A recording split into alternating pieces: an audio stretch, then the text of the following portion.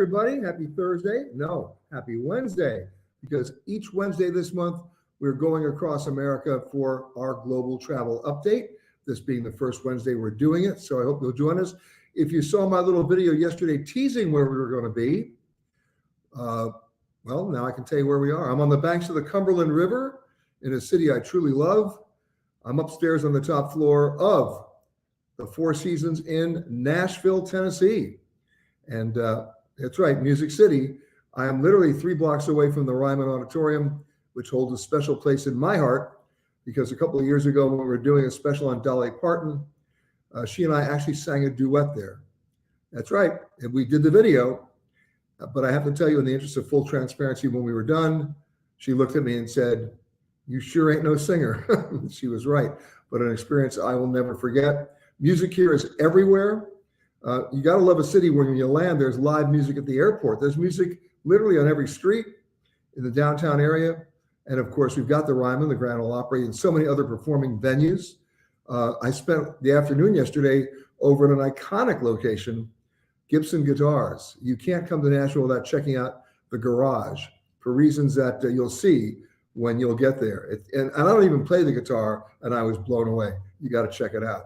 But first, let's talk about a lot of stuff in the news today, and we'll get to all of your emails and comments. Of course, you know how to reach me, peter@petergreenberg.com, and we'll scroll through those in just a second.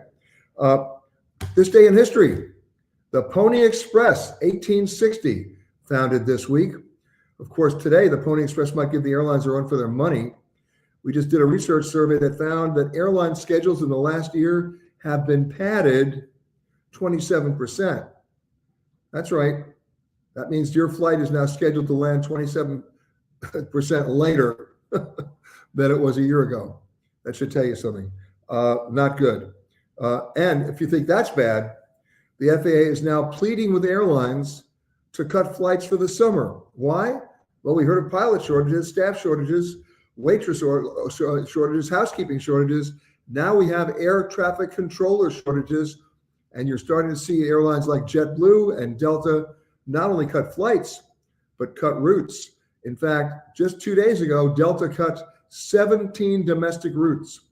We've talked about this before. You know, cities like Toledo and Ithaca, New York, and Islip, Long Island, and my God, Moline, Illinois, and Eureka, California. It gets worse and worse and worse as domestic airlines are pulling out, and there's no essential air service there. And what service is left is wildly expensive. By the way, airline fares are continuing to stay strong. Although, remember what I said last week, we're starting to see some softening. We just got a recent survey that 2 weeks ago, actually 3 weeks ago, 86% of Americans said they had planned to do some traveling in the next 12 months. That's now down to 73%. And the reason is basically because of fear of inflation and those bank failures. So right after we finish with Easter, which is coming up, you're going to start to see airfares come down between 15 and 20%. That means hotel rates will come down as well. Speaking of rates, I got to share this with you right off the top. There are 2 airfare deals out there right now. One is expiring at midnight tonight. One is expiring at midnight tomorrow. I want to let you know about it. First of all, Southwest Airlines has one, right? If you book one trip or 2 one-way flights by today, meaning tonight, and you travel by May 24th, you get to take a companion with you free all summer long between August 15th and September 30th. Not a bad deal if you plan it properly. That's one. The other one is, of course, North Atlantic has a fare that's expiring tomorrow, but it's good for the rest of the summer. You just got to book it by tomorrow. They have airfare round trips between New York and London as low as $139 each way. You can't beat a $278 round trip ticket. And then last but not least, and this one is a kind of tricky one. And when we talk about softening bookings, consider this. United Airlines is offering a 15% off coupon for coach travel booked by April 30th, right? We got some time here, completed by June 28th. There's a promo code for this. You can only do it on the web. It's all capital letters, UA Skies. That's UASKIES. You got to do it on the website. You can't do it on the phone or anywhere else. And you'll see where it is. And there are only 2 dates that are blacked out, April 16th and May 26th for the obvious reasons. However, Get on that now because it's a limited time offer. Those are the deals I wanted to talk to you about today. Now, interestingly enough, we talked about this the other week about the 3-1-1 rule about liquids and lotions and potions. You know, the Brits have the system all ready set to go. And by June of next year, you won't have to ban any liquids at all. You can bring everything you want on the plane, everything, right? Well, guess what? One UK airport has already jumped the gun. London City Airport can now carry on up to 2 liters of liquids, and toiletries no longer have to be put in separate bags. That's a pretty good deal. And that's happening as of now. So let's go TSA, because it's going to get confusing if you can fly one way with no liquid ban, but you can't fly the other. So you should know about that. And of course, at the same time, we're talking about, getting rid of the liquid ban. Leave it to the TSA to now classify peanut butter as a liquid. So you might want to keep that PB&J sandwich at home or buy the more expensive version once you clear customs. Security. It's crazy. Peanut butter is a liquid. So does that mean lemon meringue pie is a liquid? Pecan pie is a liquid? Banana cream pie is a liquid? Guess what? They might actually think it is. So especially for the holidays, they're months away, but every Christmas people are stopped at security checkpoints with that, pecan pie for Granny. Don't do it. And if Granny loves pecan pie, it's done. If she loves peanut butter, now that's done too.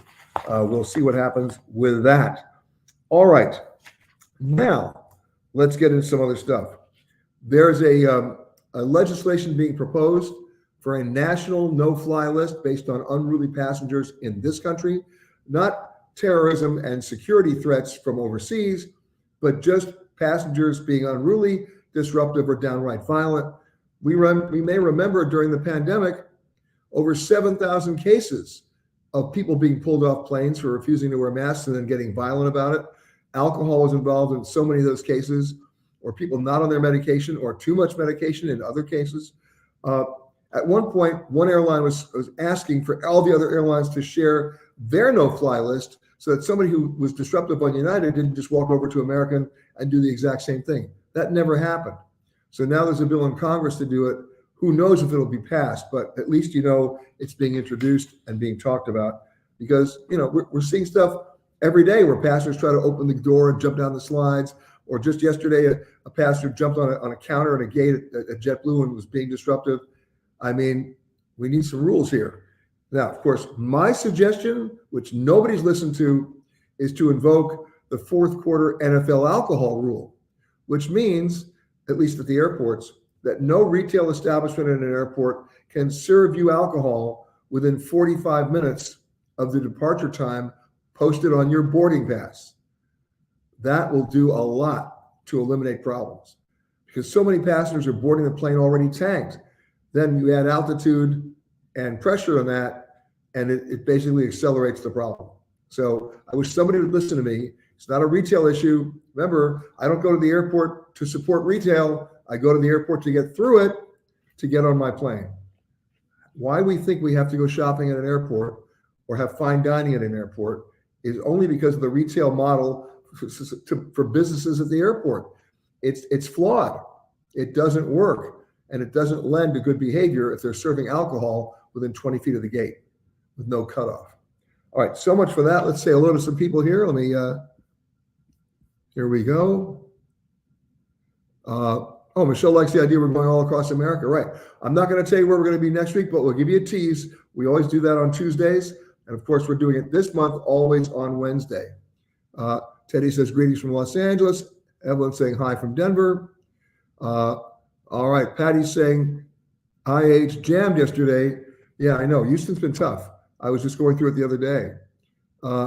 Patrick says, greetings from, Patrick's back home in LA. Okay. Paul is saying hello from Ashland. Patty says, lived in Denver and loved it. I love Denver as well. Okay. Lorena says, I love this show. Just drove through tremendous rains and around flooded streets to be home in time to watch it in Lansing, Michigan. Okay, even though I'm a Badger and you're a Spartan, I forgive you. Thank you. I love you too. Okay, here we go.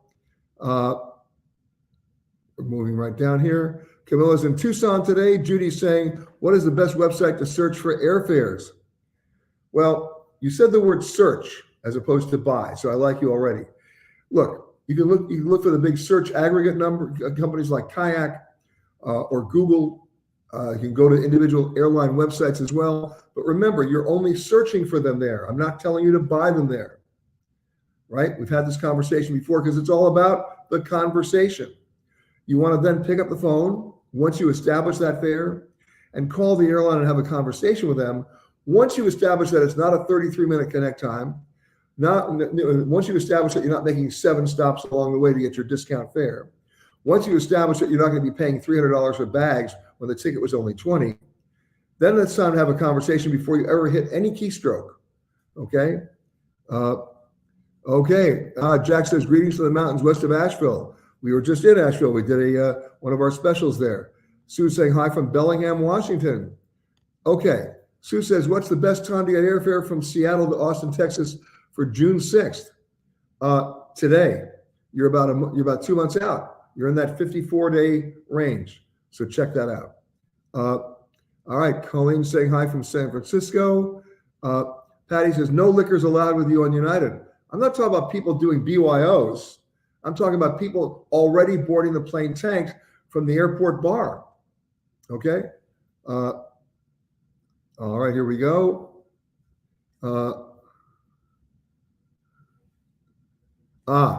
Lorena has a solution to the peanut butter. She says, but if you get the Jif small on the go to get, oh, I see. The little to-go containers, 2 ounces, you want to be able to put them in your 1-quart bag. I guess you could. Okay. TSA took my wife's new inbox small tube of toothpaste yesterday after a full bag search to find it. Okay. Melanie saying hi from Miami. Gail is saying hi from New Jersey. Joan is saying beautiful. California is saying hi. But we want to get out of Dodge. Okay. Iris is saying greetings from Iris and your Mikado friends. We love Mikado. They run a great safari operation, and Dennis Pinto is amazing. Okay. Gunter says, I'm planning a trip to Madrid, leaving the end of September and returning from Paris in mid-October. When should I buy my tickets? Well, you're a little early right now, but not that early. You want to go sometime, you want to get online to research sometime around the 15th of May, and you'll start to see some stuff come down. Keep in mind, I'd love to know how you're going to fly there and come back from another city. Are you buying an open jaw ticket? Are you doing a lot of train travel? That will basically have an impact on the total cost of your trip. Hello from Lima. Is it Lima or Lima, Ohio? Michael, I never get it right. Help me out. Lindy saying hi from Ventura. All right, let's keep going here. Okay, we got Priya in Irvine. Mary's saying, don't forget about all the edibles from pot, legal states. Yeah, you're right. You know, just because I've had friends of mine arrested, not just flying, but driving, because they were in Denver where it's legal, and they were driving, and the minute they crossed the line into Arizona, they were pulled over, boom. We're talking suspended sentence time. They weren't dealing it. It's just the law. So keep in mind that it may be legal in one state. It is not legal in another. Please understand that we have 50 states and they're not united. Okay. Greetings from Rwanda from my friend Peter. Teddy says, do I have any restaurant recommendations in Barcelona? I do. If you go down Las Ramblas to the Boqueria, go into that central market. And if you go way in the back, you'll see a little restaurant back there called Bar Central. It's like one little counter with about 6 stools. You're going to have to wait for your stool, but it's worth it because it's seafood. And they have the seafood stacked in front of you on the counter. Whatever you want, right? And you pick what you want. They cook it right in front of you, and it's amazing. Yeah, you can't do better than that. Bar Central in Barcelona. Do I suggest Herder Gruten to the Norway fjords? Herder Gruten runs a great operation. In fact, they've got some brand new hybrid ships that are really good on the environment. We love what they're doing up there. Yes, I like what they do. I mean, some of the old Herder Gruten boats were a little Spartan. You know, they were converted, but these are now new builds, and they've done a great job. They also do a great job in Antarctica too, by the way. Raymond Bixton, we know Raymond. Aloha from Long Island. Hello, Raymond. Aloha. Happy early Easter to you. Okay. Michael has now corrected me. It is not Lima, Ohio. It is Lima, Ohio, named after Lima, Peru. Thank you for that correction, Michael. What cabins did you say not to book on a ship? All right. That's from Joy. Let me give you an example. There's pitch and there's roll on a ship. And everybody says they want to get an upper balcony, an upper deck cabin with a balcony. Really? Okay. There's the bottom of the ship. There's the top, right? Now the ship is rolling, right? Who rolls more? The top or the bottom? If the ship is pitching, where's it pitching more? Exactly. So everybody wants that upper deck balcony cabin. That means if there's any kind of a rough sea, you're whipping around the room. How much time do you actually spend in your cabin? Let's be honest, other than showering and sleeping. The brochures make you think you're going to be entertaining the entire state of Rhode Island in your cabin. You are not. You're only there for showering and sleeping. The balconies are usually very small and not particularly functional. So for my money, if you want the best deal on the ship, get an inside middle cabin. First of all, the center of gravity is perfect for you. You'll sleep better. Second of all, you're not going to rock and roll or pitch and roll. And the minute you walk out of your cabin, you want a great view, go anywhere on the ship. That's the deal. Anyway, that's my suggestion. All right, let's keep going here. Coming back up. Oh yeah, one more thing I want to share with you. You know, we asked you earlier this week to give us your idea of how you decide to go on your trips. What's your criteria? Let's see what you said. Chuck said, somewhere I've never been where English is a foreign language. I love that, Chuck, because it's taking you out of your comfort zone and you're going to learn a lot more. You know, for so many Americans, their idea of a great adventure trip is to go to a Western branded hotel, go up to an upper floor, order room service and have a cheeseburger, and they think they're, you know, immersing in the culture. They're not. So good for you, Chuck. Let's see. Roseanne said, I follow the deals. Yep. A lot of you said it's all about the money. Gail said the main deciding factor is price. Since we don't have a bucket list of places, we try to travel during the off season to avoid crowds. I totally support that. You know how the off season got started? A bunch of escaped deranged garmentos from New York were freezing their you-know-whats off in February and said, let's go to the Caribbean. Then all of a sudden, the Caribbean in the summer months became the off season. That's where I want to go. So, you know, you're doing the right thing. And Gail says, we scored a 14-day trip to Thailand for less than $1,200 per person, including hotel, transfers, and flights from the East Coast. The best deal ever. I concur. Michelle says, we love all-inclusives, and we base our decision just on that. Well, if you're going to do that, Michelle, remember the worst symbol on any all-inclusive brochure is the asterisk. That's the travel industry's admission that they're going to lie to you. All-inclusive, asterisk, except for the following 62 items. So again, you need to have a conversation before you go, hey, it's all-inclusive, only to find out you're going to your wallet more than you thought, okay? But thank you for sharing that. Here's a self-serving answer from Linda. She says, I determine where I go by watching shows like yours and Rick Steves. Okay, I'll tell Rick you said that too. Here's one from Bridget. I love this because it speaks to something I've talked about all along about off-season. It says, I was watching on TV the Davis Cup in Malaga back in November 2022 during Thanksgiving. Decided we'd rather be there for Thanksgiving 2023 than cooking in chaos. Well, so we're taking our family of 6, and so far, she says, we've scored 6 one-way, low-mileage, frequent flyer tickets. And you know what? Not bad. Thanksgiving is basically an obligatory dysfunctional family get-together. Are you with me?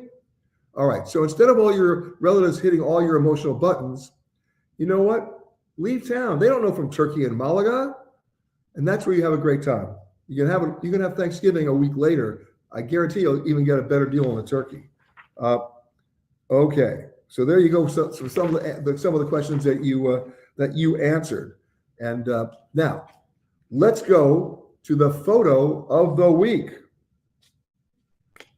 It's coming up. There it is. And this week's winner is Sasi Kumar. Sasi writes, we were in Amsterdam about a week ago, and we thoroughly enjoyed the visit in spite of the misty, cool, and overcast days. Listen, you're not going to Amsterdam for a suntan. It just doesn't work. We walked around a lot from the central station to the crowded Dam Square on the River Amstel. The square is surrounded by historical buildings. We took a canal cruise and visited the Van Gogh Museum. Pretty cool, right? I hope we got to the Rembrandt Museum too. Night watch, amazing. We spent a day discovering windmills and the natural scenery. The attached picture is the ubiquitous frame that everyone has seen many times, but now you've seen it too. Thank you for sending that in, Sassy. And if you think you've got a great photo of the week candidate, then send it in to us. If we agree, you'll join Sassy up on the screen. We really appreciate that. Now, a couple of other things I want to talk about, and it's a big problem. And I really want you to think carefully about this. You know, anytime there's an airline accident, the NTSB, the National Transportation Safety Board, investigates. And these people do an unbelievable Herculean job against unbelievable odds and in a very unforgiving environment. And what is their job? To determine the probable cause, to figure out what led into, what were the underlying reasons and the catalytic reasons for that tragic accident.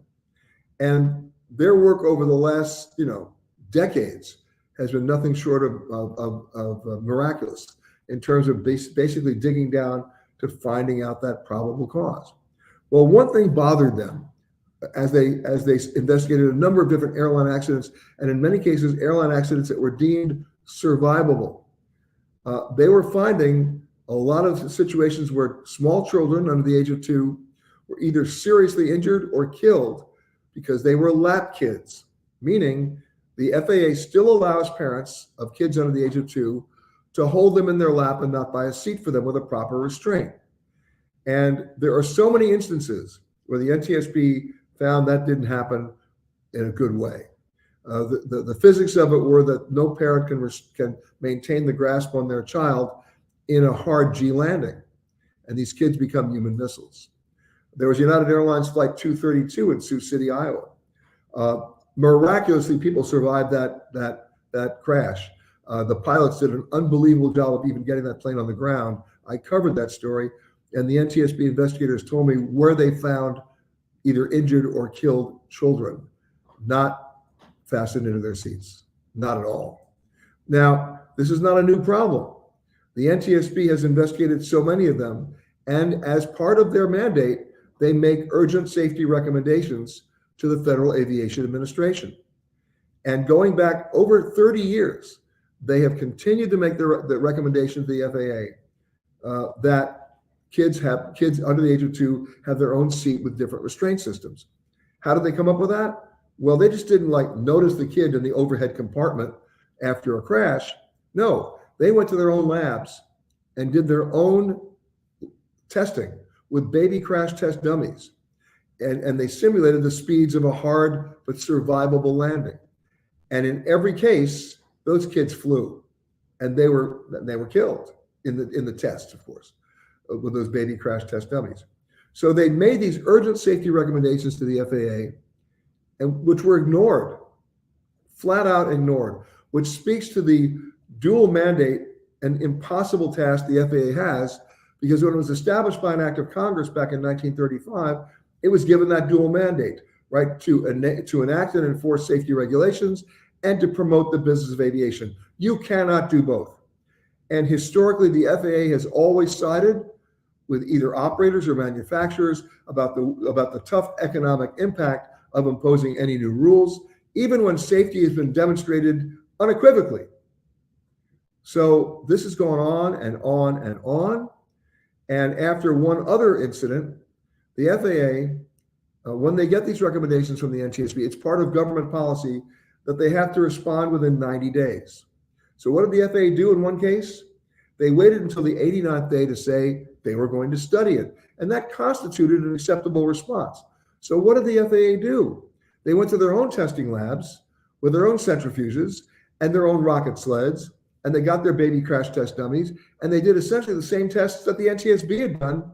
And what a surprise. They got the exact same results.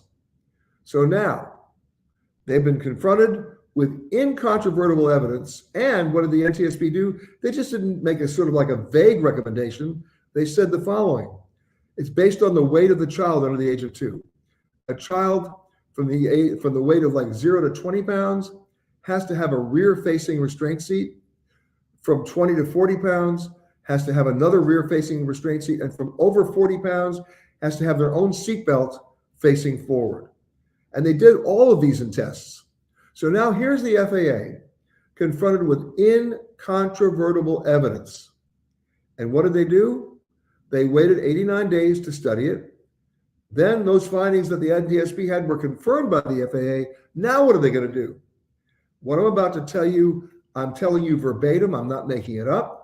The FAA issued the following statement.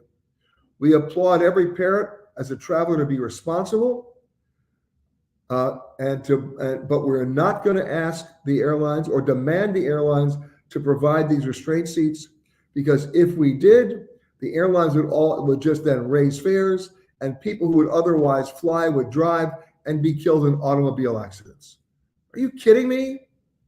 Let's be fair here. Attention, FAA. If I want you to talk about highway safety, I'll ask you, but you're out of your line. You're out of your lane. You're out of your mind. This is absolutely reliable research. It's a no-brainer. And so now, in the absence of the FAA taking any action whatsoever, and obviously, being lobbied heavily by the airlines, now the flight attendant union is asking the FAA and asking legislators to ban lap kids. Just ban them. Force parents to either get a restraint system that they can put in the seat next to them, or depending on the weight of the child, make sure they buy a seat with a proper seatbelt arrangement for their child. And if you want to be a responsible parent, and I think most parents do, you'd have to applaud this. But the FAA in this situation is not serving the public. I think they work for us. They're serving special interests. In the face of incontrovertible evidence, they should be ashamed of themselves. All right. So if you have elected representatives, and you do, it might be a good idea to write them and ask them what's their position on lap children on airplanes. Let's get this done for a change. Okay, let's see. Harriet and Jim are saying, they picked their trip based on where we can connect with locals. I totally agree. What I also do is, if the guidebook says turn left, I turn right. Develop and embrace a contrarian view of travel, right? That's where, listen, everybody watching me now, I think the majority of you would have to agree that your best travel memories have happened when the plan didn't work out. And you did turn left instead of turning right, or you went up instead of going down, and guess what? It changed your life. So let's think about that. Okay, let's keep going. I'm scrolling up here. Patty's mentioning the Anne Frank house in Amsterdam. I agree. Okay. Barb wants to know about the thoughts about the Christmas markets in Europe, Prague, Vienna, and Budapest. I love them. In fact, I'll be going there later this year in November. Late November, I'm going to be going. In fact, I went to the University of Wisconsin, as many of you know, and I'm joining a University of Wisconsin alumni group. And we're going to go visit those Christmas markets. But you forgot one, Munich. Incredible. And there's so many more in Austria, not just Vienna. I love them. Okay, let's keep going here. Okay, Jack wants to know, how do you handle currency conversion when you need a few dollars worth? Here's how you do it. You don't go through the money changers at the airport or on the streets. Get yourself an ATM card, right? Where the bank that's behind it or the financial institution behind it doesn't charge you a fee for using an ATM system outside of their system. Many banks do that now. They waive them or they reimburse you. That even includes financial institutions. I think even Charles Schwab.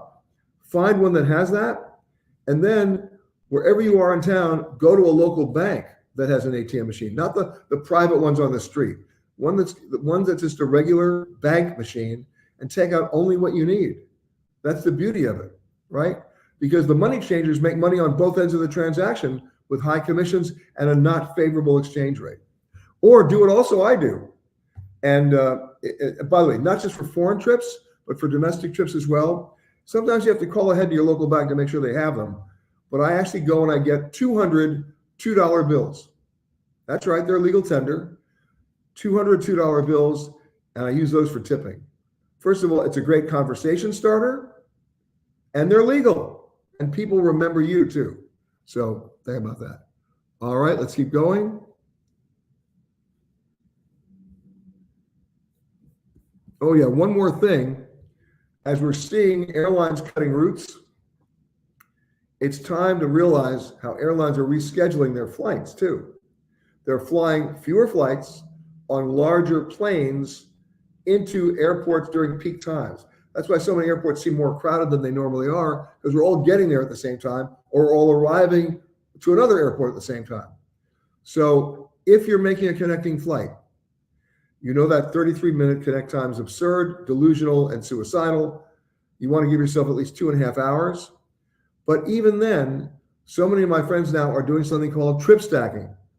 So let's say they're on their desired flight, they're, let's say, going from New York to Nashville, or actually, let's say Los Angeles to Nashville with a stop in Charlotte, or a stop in Atlanta, or a stop in Dallas. That's where they want that 2.5-hour connect time. But let's say that first flight is late, or the first flight cancels. What are you going to do? The airline can't put you on their next flight because it's already full. So what is trip stacking? You actually go out at the same time you buy your first ticket and buy a refundable second ticket on another airline that's still going to get you to your original destination. If your first flight works and you make it, great, you refund the second ticket. If your first flight doesn't or cancels, you're going to get a refund on that anyway. Use your second ticket. Either way, you're going to get to where you need to go. Otherwise, as I like to say, aren't those rocking chairs, special and cute in Charlotte? Yeah. You know what those rocking chairs mean when you're at that airport? You're going to be here a while. So follow my advice on that. All right. Some other questions that came in this week, and I will get to them right now. Let me turn to the right page here. Here we go. We're almost there. Okay. Jay, what is the best brand of luggage you have ever owned? Well, actually, there are 3, and I still own them. One I own just because I love it, not because it's the lightest or the most practical. It's made by Glazer Design in San Francisco. It tends to be pretty expensive. It's basically, artisanal, handcrafted leather bags, leather briefcases, leather carry-on bags, unbelievable workmanship, and I recommend them highly if you can afford it. It's not, I have one, they're not inexpensive, but I've had one for 30 years. They will last a lifetime. Now, the other 2 bags that I swear by are Briggs & Riley and Rimowa. Why? First of all, they're well designed. They're well made. And remember, I don't just check bags. I FedEx my bags, so they get pretty beaten up. But guess what? Both Briggs & Riley and Rimowa have actually bona fide lifetime guarantees on anything. If a zipper breaks on a Briggs & Riley bag, they'll fix it for free. Anything. You buy any other kind of luggage, they'll give you a limited warranty. Let me tell you how limited it is. Useless. Because in there is a little sentence that says, we will not fix normal wear and tear. Well, what do they define as normal wear and tear? Everything. So good luck with that. But Briggs & Riley, I actually went to their repair facility out on Long Island just to see how they fix bags. Unbelievable. And you can believe the condition that some of these bags come in, and they fix them. And recently, I was actually over near Cologne in Germany to look at the facility that Rimowa runs to fix their bags. And those bags are tanks. They're battleships. They're a beautiful design, but so strong, they actually break from time to time. And some of these bags have come in 35 or 40 years later, and they still fix them. So I'm a big fan of a company that stands behind their product without restrictions. By the way, the same thing applies to your car, right?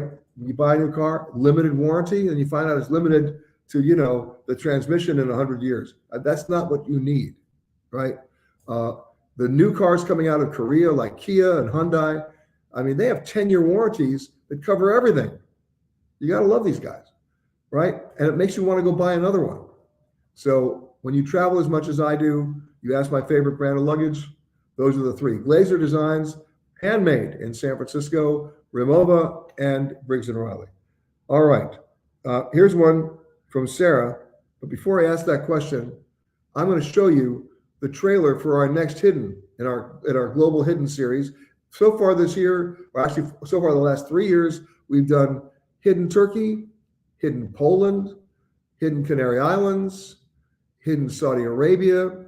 You may remember just a couple of weeks ago on St. Patrick's Day, we premiered Hidden Ireland. And coming up in a week on PBS, and then followed by Amazon Prime and Apple TV Plus, we're doing Hidden Aegean. Take a look. You may remember the legendary Battle of Troy from high school Greek mythology, when the invading Greeks built a huge wooden horse, filled it with soldiers, and rolled it up to the gates of the city, sneaking their soldiers inside and defeating the Trojans. While the horse may be a bit of mythology and Hollywood fantasy, the 5,000-year-old city is real, and here in Turkey. Now we are walking on the Troy's walls. Be careful. Yep. Archaeologist Rustam Aslan is director of the Troy excavation and has been working on this site since 1988. Peter, look, this wall. You can see the damages through the earthquake. And then that wall over there? It's 1,000 years older than this wall. Wow.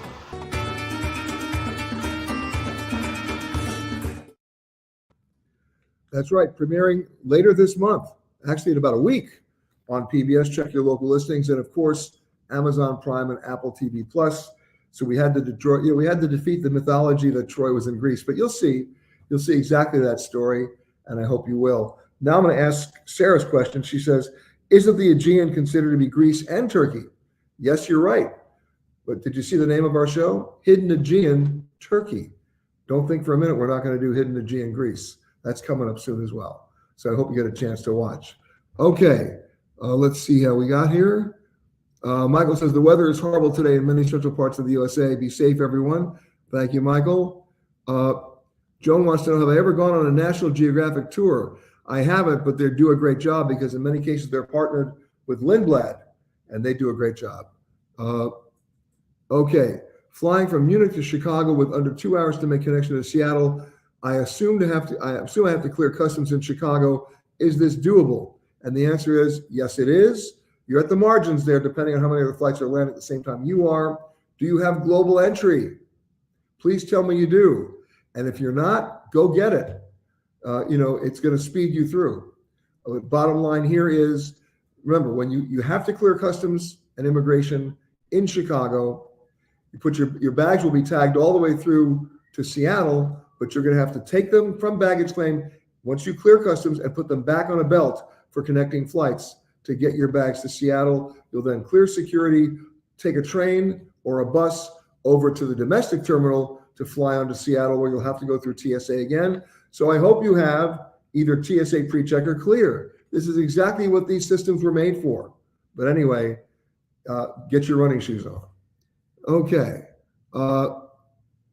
Colin Casey says Hidden Turkey. Yay. Okay. Jeff just says, unsolicited here, I backed over my Briggs & Riley roller with my car. They repaired it with no questions. Well, we're not suggesting you back over your bags, but that's an example of, no questions asked. Congratulations, Jeff. Wow. Very cool.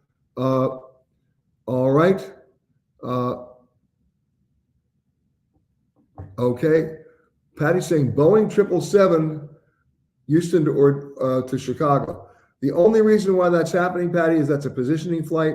I would guess that's United Airlines, and they need to get the plane to Chicago to fly somewhere much further away. Patty says, Charlotte's your favorite airport. Well, love those rocking chairs then. Maybe you should move in. Okay, Robert says, what was my favorite experience in Nashville this week? Well, I got to tell you, 3 things. One was going over to Gibson. By the way, I'm here at the Four Seasons, and Four Seasons has a partnership with Gibson Guitar. Think about this, and I don't even play the guitar. They have a deal where they will bring a guitar to your room. And if you want, they'll even get you a teacher. And here's the crazy part. They even have a Gibson guitar deal for your dog. I mean, that's an interesting solo. But in any case, that was one of the fun things to do here. And of course, just walking down the streets, with all of that music here in Nashville. You've got to try to plan it for two things when you come. One, to get a concert at the Ryman, of course, and two, to look at the Nashville Symphony. It's not just country music; they do a great job. All right, so there's that. I'm going to go over here now. We've got some more questions to talk about. What do I think about Avelo Airlines? Well, you know what? Their route system is still growing. The price is right. They're going to underserved airports from underserved airports. So, check it out. But remember, the low-cost model is there. The ticket may be cheap, but everything else is going to cost you. Can I recommend a must-see drive from Avignon to Nice? Well, first of all, the bottom line is, why are you driving? Why not take the train? Seriously. All right. Is there a weight limit on the Rail Europe or TGV? Not that I'm aware of. And I've taken both, and I was packing pretty heavy. But remember, in the United States, we pride ourselves with ramps. We pride ourselves with opportunities to support people with disability. Well, they're not that advanced in Europe yet. They still love steps and stairs and not necessarily always escalators. So if you're packing heavy in train stations in certain ways, you will be schlepping like you can't believe. The train may be fast. Stairs, not so fast. Okay, here's one. Oh, what's the magic of the 54 days range? Okay, you're talking about advanced ticket pricing. Airlines update their airfares on average 200,000 times a day. They were using, prior to the pandemic, sophisticated algorithms to project demand and then set prices. All those got thrown out the window during the pandemic. Now they're and you could no longer do year over year when you take a look at what happened between 2020 and 2022. So they're going to come back now, and they're doing it slowly. But the 54-day range is usually a sweet spot for them to look at advanced loads and figure out if they need to adjust prices to stimulate traffic, to stimulate demand. That's in that window there. Now, that doesn't apply to Christmas or Thanksgiving or the Friday before July 4th or the Friday before Memorial Day, but you get the picture. Okay, Elena says, what's the best airlines to take to Hawaii? Tough question to answer since every airline flies there, right? American, United, Delta, Hawaiian, Alaskan, Southwest, they all go. The question is, who do you have your best mileage deal with? Are you a member of any of their frequent flyer programs? That's one way of looking at it. The second way of looking at it is, I still love the idea that Southwest doesn't charge you for bags, and you're not on the plane for the food. Please, people. So, take a look at the Southwest route network now and see if that makes sense to you. Or are you a member of another airline's frequent flyer program where you might actually be, maybe qualify for an upgrade? Okay. All right. Hello from Tampa. Hi from Maryland. We get a lot of highs here. Okay. Oh, Anthony, are you serious? Okay. Oh, this is not from Anthony. This is from Lori. She goes, don't forget that the entire ship bobs in the ocean, so motion is going to happen anywhere. Of course it is. I'm giving you relative information. It's all relative. I promise you that you're on an upper deck and I'm in the middle cabin, you'll be flipping around before I ever will. Okay? Will there be motion in my cabin? All depends on who I'm with. Just kidding. Bottom line is, it's less down there. Okay? Both in rolling and pitching. Okay? Hello from Phoenix. All my Tanzanian friends are kicking in right now. Hello, hello, hello. Okay, hello from Tanzania again. Enjoy Nashville. I have. Lori says, wow, you and Dolly. Dolly is beloved, as she should be. She's done more for this state and more for music than anybody else. Here's a little known fact. Would you believe she wrote Jolene and the song that Whitney Houston covered, right? In the same day. Unbelievable. Unbelievable. We've got one of our tour guides tuning in from Mombasa in Kenya. One of my favorite trips, the train from Nairobi to Mombasa. The old Uganda Railroad doesn't go very fast, but it's amazing. Okay. We got all those under control. Now, a couple of little housekeeping notes. Remember, Hidden Aegean Turkey premieres this coming week. Check your local listings. Also available on Amazon and Apple TV Plus. Our radio show this Saturday from a remote location. We're not going to reveal it till you listen.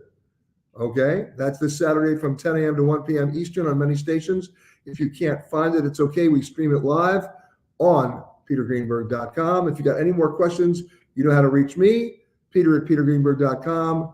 I'm Wheels Up from Nashville shortly after this today, but I'll see you on the radio. Please have a safe rest of the week and a smart rest of the week. And I'll see you next Wednesday as our global travel update goes all across America. Have a great rest of the week, everybody.